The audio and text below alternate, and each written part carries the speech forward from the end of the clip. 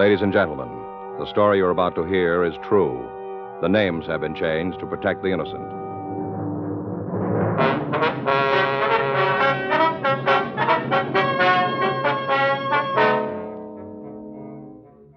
You're a detective sergeant. You're assigned to juvenile detail. You get a call from Georgia Street Receiving Hospital. A 2-year-old child has been brought in. Her condition is critical. There's evidence of foul play. Your job? Check it out.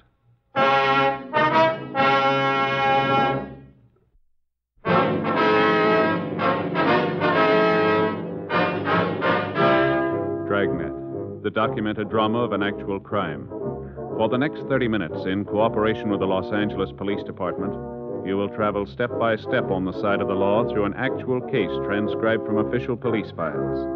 From beginning to end, from crime to punishment, Dragnet is the story of your police force in action. It was Sunday, August 14th. It was warm in Los Angeles. We were working the night watch out of juvenile detail. My partner's Frank Smith. The boss is Captain Powers. My name's Friday. I was on my way back from detention cells, and it was 7:28 p.m. when I got to the second floor of Georgia Street Juvenile. Squad room. Hi, how'd it go? Nothing. Those kids won't cop to a thing. What about the weapons? Well, they admit they had them, and that's all. Nothing about what they were going to do with them. No. I don't know, Joe. Today, kids got a lot more than we ever had. TV, cars, a lot of things. Yeah. Still seems like they aren't happy unless they're figuring how to beat somebody's brains out. No, it doesn't go for all of them. Well, enough to give us a headache. Yeah. Now take those kids upstairs. If they spent the same time doing something constructive that they do making the zip guns and saps, they'd have something worthwhile, something worth remembering. Well, maybe it'll work out the same way. What do you mean? They won't forget this. Juvenile, Friday. Yeah, Doc. When'd she come in? Anybody with her? Give me that again, will you? Yeah, I got it. Okay. We'll check it. That's right. We'll get back to you later. Thanks, Doc. Bye. It was Dr. Sebastian. Yeah? Just brought a little girl into emergency. Had convulsions. How's she doing? Dead on arrival. Frank and I notified Homicide Division, then we left the office and drove out to the address I'd gotten on the phone. 1784 Malabar Street was a small wooden house set on the back of the lot. A dead oak tree in the front yard was overgrown with ivy. Several broken and rusted children's toys were half hidden in the weeds near the front porch. We rang the front doorbell. Somebody ought to be home. The lights are on. Yeah. Let's try it again.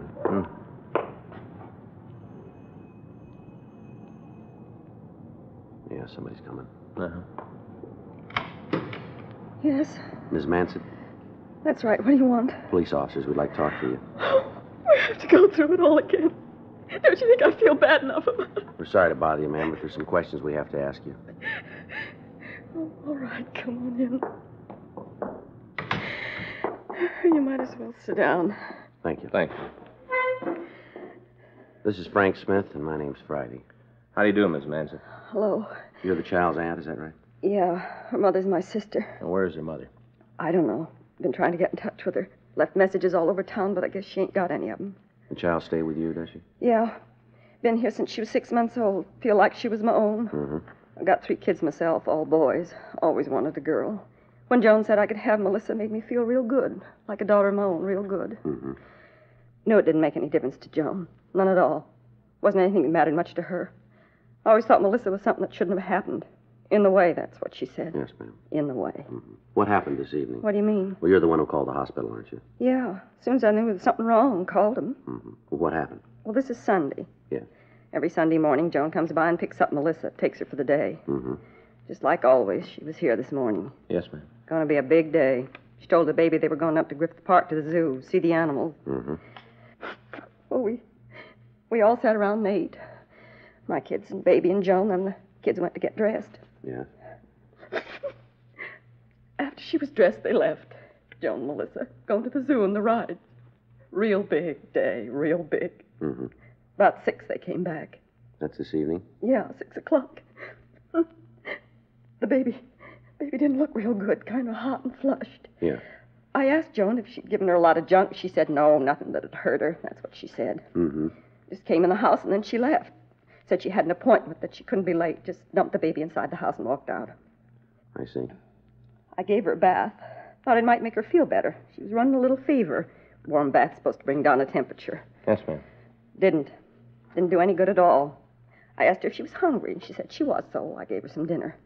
Had no more than taken one bite, and she had the first fit. Mm-hmm. Sitting right there at the table, and she had it.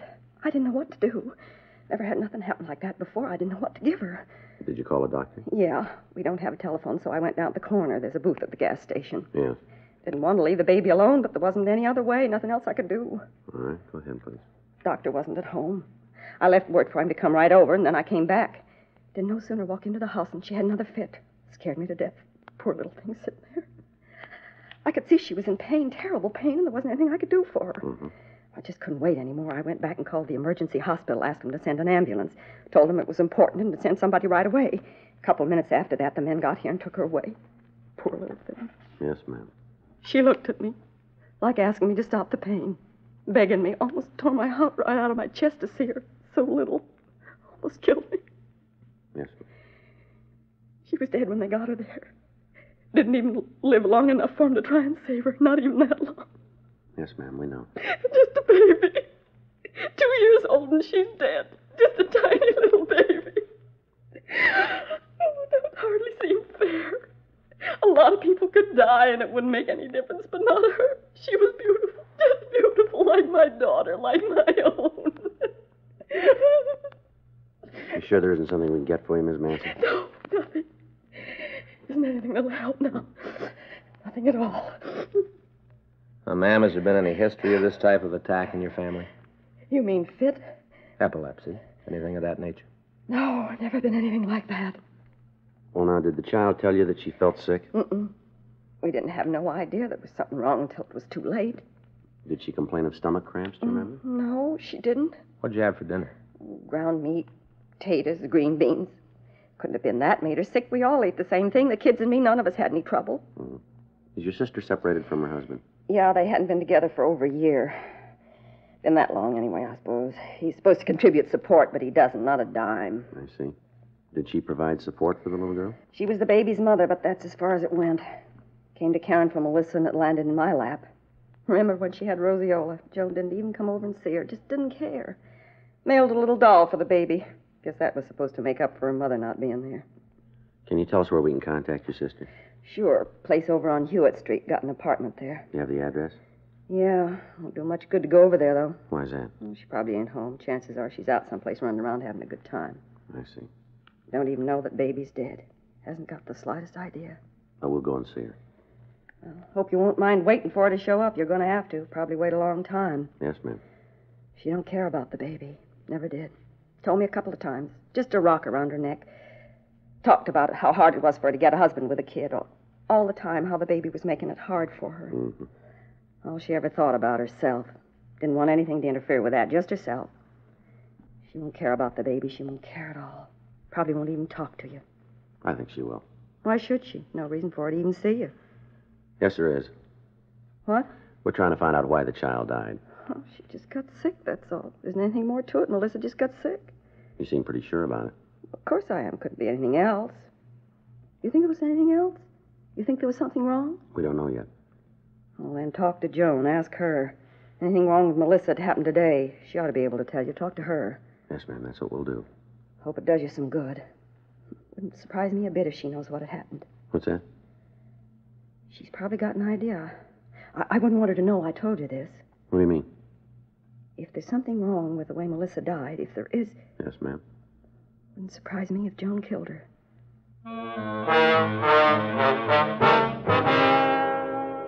Frank and I left the house and drove over to the apartment on Hewitt Street. The name on the mailbox read Joan Guyman.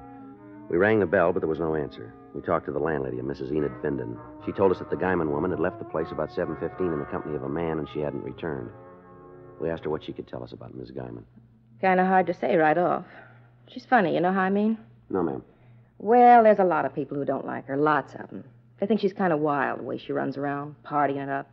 You'll hear a lot of talk about her. Got to kind of make up your own mind about it. Mm-hmm. You any idea where we can find her? No, could be in half a dozen places. If she starts on a run, she's liable not to slow down for a couple of days. Do you know the man she's with? Sorry, I can't help you there. I've seen him before, but not many times. I don't think Joan goes out with him much. Mm-hmm. Something wrong? Ma'am? Something happened to Joan? No, ma'am. Must be some reason you're nosing around. Anything you want to tell me? It might be a little better if we talk to Miss Guyman. That's the way you want it. I ain't going to pry into something that don't concern me. Yes, ma'am. Have you ever met Mrs. Guyman's little girl? You mean Melissa? Yes, ma'am. Sure. Two of them been here several times. Sundays, you know, Joan has a little girl. How they seem to get along. What? Miss Guyman and her daughter. How they get along. Well, you said it yourself. Melissa's her daughter. Yeah. What have you heard? Hmm? Somebody's been talking about how Joan treats the kid. Well, maybe you better tell us. I don't want to get her in no trouble. You understand that? Yeah. Well, I'd be down here watching the television, maybe doing some ironing, and I'd hear Joan yell at the baby. Loud. She used words a kid shouldn't hear, not that young. Yes, ma'am. Of course, not that those kind of words are ever good for a youngster, but sure not for one only 2 years old. Yeah. Anyway, she'd yell for a while, then it'd be quiet. Guess she hit the kid a couple times. Things calmed down. Now, do you know if Mrs. Guyman ever hit her daughter? Well, sure. I saw it with my own eyes. Mm-hmm. We had words about it. Well, Joan told me to mind my own business. Said to keep my nose where it belonged.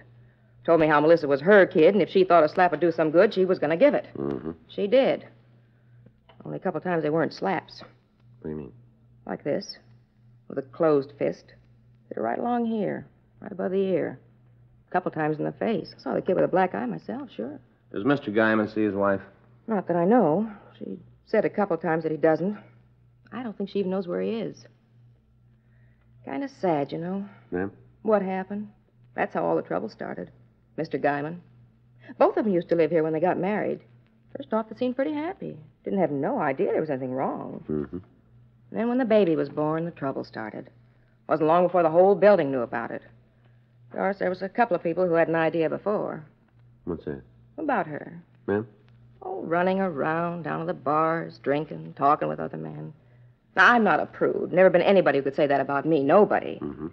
But I just don't believe in married women doing it. Not them. That's what caused the trouble then, huh? You just put it down to that. Oh, my, they had some big arguments. Big ones. Hear 'em all over the building. All over the block, I guess, if he was listening. Mm-hmm. Well, it wasn't long after that he walked out on her. Left her flat with a baby. I see. Packed right up and moved out. Even took his phonograph records, everything. Don't think she's seen him since. Well, are they divorced, do you know? I don't know about that. A couple times she's talked about getting one. I don't think she's ever gone through with it. I see. No, she's planning on it. How's that? Well, she wants to get married again. Told me that 100 times, how she wants to find a man and settle down. Just about all she talks about. Guess the big problem is Melissa. What do you mean? Well, I know she's had the chance. I know that for sure. Mm-hmm. A couple of the men have even talked to me about it. About how they want to marry Joan. Build a home for her. All comes back to the same thing. What's that? The kid. None of the men want a ready-made family. They're all willing to have one of their own, but it ain't easy for a woman with a 2-year-old child. Not easy at all. Mm-hmm. I know she thought a couple times about leaving the kid with his sister. Some kind of problem there, too. Seems they were always fighting about it.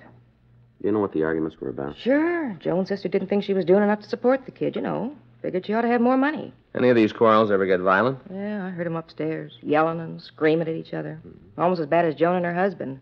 Sister saying that either she had to hand over more money or else take Melissa out of the house. Joan saying that she didn't care what happened to the kid, yelling all over the place. Terrible the way they carried on. Mm-hmm. Be honest about it, I don't think either one of them really wanted the little girl. Neither one of them. Is that right? Both been just as happy if she'd never been born. Poor little kid. Wonder they didn't try to put her in another home, you know. Find some people who wanted her. Would have given her a chance to grow up being loved. That's right. Least they could have done, given the little kid a chance. Oh, I don't know. Maybe someday Joan will wake up, realize what she's doing.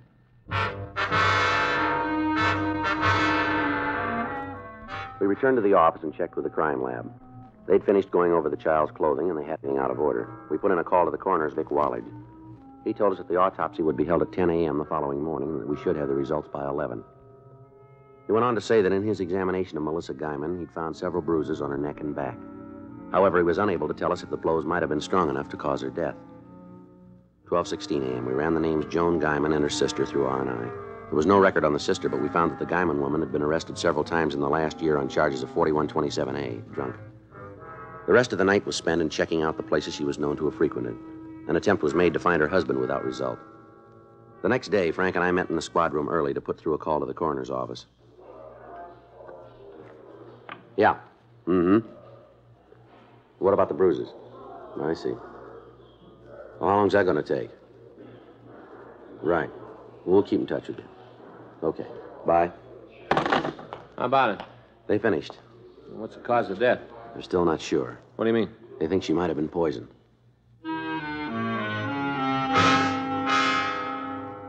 The autopsy had failed to show the cause of death of Melissa Guyman. Further tests were to be conducted. In the meantime, the search for her mother continued. A check with the landlady showed the victim's mother hadn't returned to her home during the night.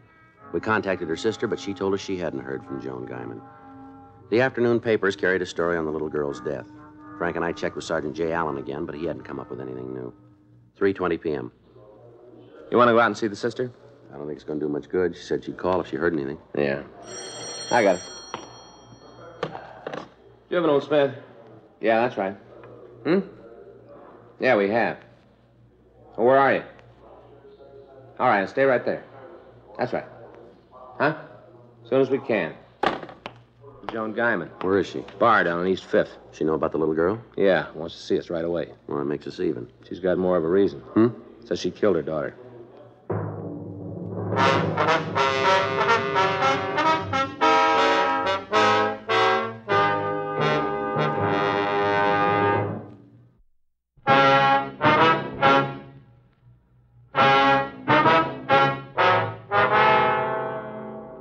Frank and I left the city hall and drove over to the bar. When we walked into the place, it appeared to be deserted. The bartender told us there was a woman answering the description we gave him in one of the rear booths. Joan Guyman was in her late 20s, but she looked at least 40. She'd been drinking heavily, and she'd been crying. Yeah? Something you're looking for? You're Miss Guyman? That's right. Who are you? Police officers. Frank Smith. My name's Friday. Yeah. I knew you'd be here. I knew it good.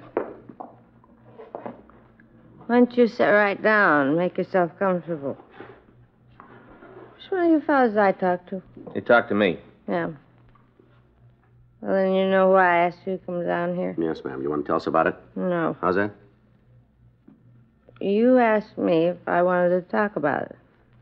Well, I don't. I don't even want to think about it. I wish it never happened. Is that right? You probably think it's funny I'm not crying, don't you? Don't you?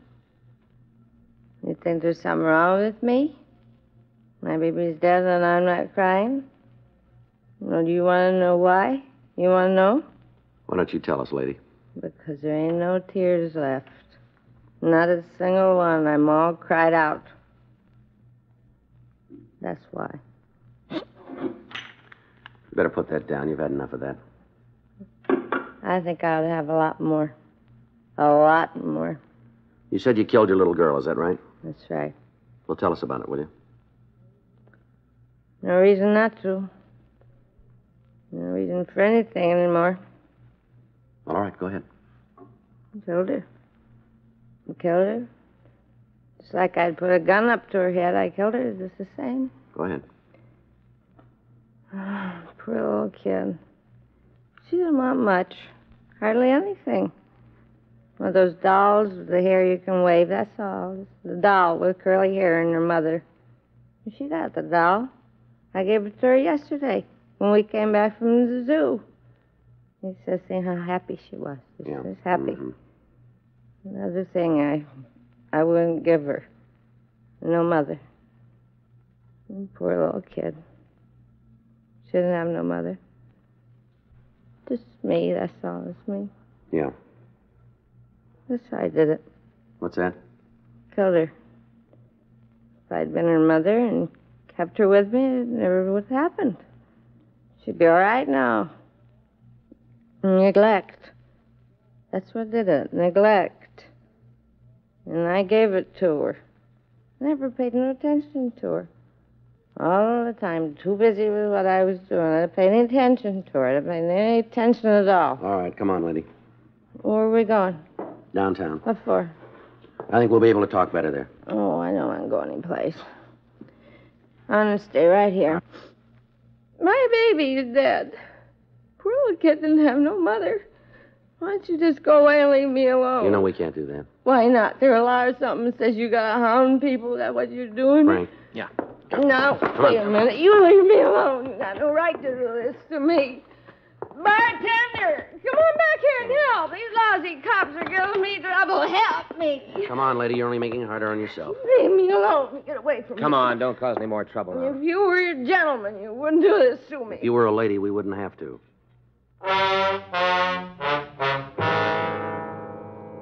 We took the woman back to the city hall. After several cups of hot coffee, she straightened out enough to give us a story. She went over each step of the previous day, naming all of the places she and her daughter had gone and all of the foods they'd eaten. There was no apparent cause for the child's death. In talking to her, we found that the child was wearing different clothing when she was brought to the hospital. Frank and I drove out to Mrs. Guyman's sister's home and picked up the dress and the coat the little girl had worn. It was turned over to the crime lab, 2:15 p.m. Juvenile Friday. Yeah. I don't know. We'll have to check it. Right. Yeah, as soon as we know. Right. Ray Pinker over at the lab. Yeah? He just finished going over the little girl's dress. Find anything? A couple of stains. Yeah? Traces of poison. Along with the crew from the crime lab, Frank, Mrs. Guyman, and I went back to her apartment where a thorough search was started. From the analysis of the stains found on the child's dress, Sergeant J. Allen said the death might have been caused by minute quantities of poison in another fluid. While he and his crew went over the apartment, Frank and I talked to Mrs. Guyman. Couldn't be anything here. Was the child alone at all yesterday? No, I don't think so. We went to the zoo and came back here. Gave her the doll, and we played with that for a while. Mm-hmm. Did you leave the apartment at all? Yeah. Went down to the corner to make a phone call. Only gone a couple of minutes. Your daughter was here alone then? Yes, but she couldn't have gotten into anything. I was only gone a little while. I was still playing with the doll when I got back. Miss Guyman, our crime lab seems to think she might have been poisoned by some sort of polish. What do you mean? Looks like a metal polish of some kind. I don't have any of that in the house. You sure? Certainly. I don't know. My place. They have to tear everything up like this. It'll all be straightened out. I hope so. Seems like there's never going to be an end to it. Joe? Yeah, Jay. See you a minute? What do you got? I think this is it. I found out in the kitchen under the sink. It's metal polish. Yeah. Isn't one of the standard brands. Certainly isn't one of the off brands either, is it? I've never seen it before. Well, The bottle's almost empty. Cap was off when we found it. any chance it might have spilled out? No, it doesn't look like it. None on the floor around the bottle. Or you want to come out in the kitchen? We'll check it for prints. All right. We got the kid out there. All right. Can you tell for sure, Jay? No, we can get an idea, though. There, Joe, it's coming through. You see there? Yeah. What do you think? Have to roll the child's prints to be sure. Looks like it, though. The fingers are pretty small. There, you can see yourself. Pretty tiny. Yeah. Well, I guess that does it. Huh? Mm-hmm. All right, thanks, Jay. What'd they find? You know how it happened? We think so, yeah. How? We found an empty bottle of metal polish in the kitchen. Looks like your daughter drank some of it. She couldn't have. I was with her all the time. She couldn't have gotten to it. You said you left her alone. But not that long. She didn't have time. I was only gone a couple of minutes. That's all. Just a couple of minutes. That was long enough. It's not true. You're just making it up, trying to make it all my fault. No, ma'am. Yes, you are. You're trying to make out I did kill her. You're saying it's my fault. Well, it isn't. Well, then you tell us. Huh? Whose fault is it?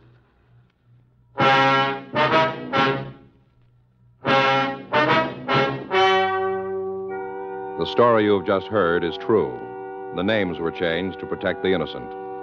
On August 18th, an inquest was held in the coroner's office in and for the county of Los Angeles, state of California. In a moment, the results of that inquest.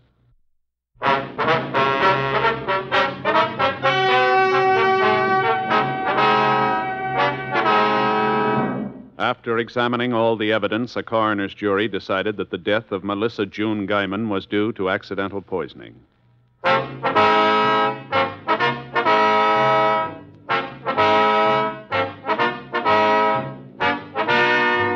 You have just heard Dragnet, a series of authentic cases from official files.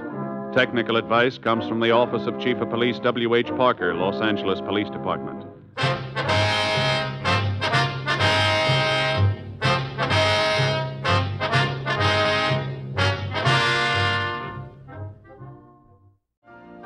You've been listening to the OTR Gold Network.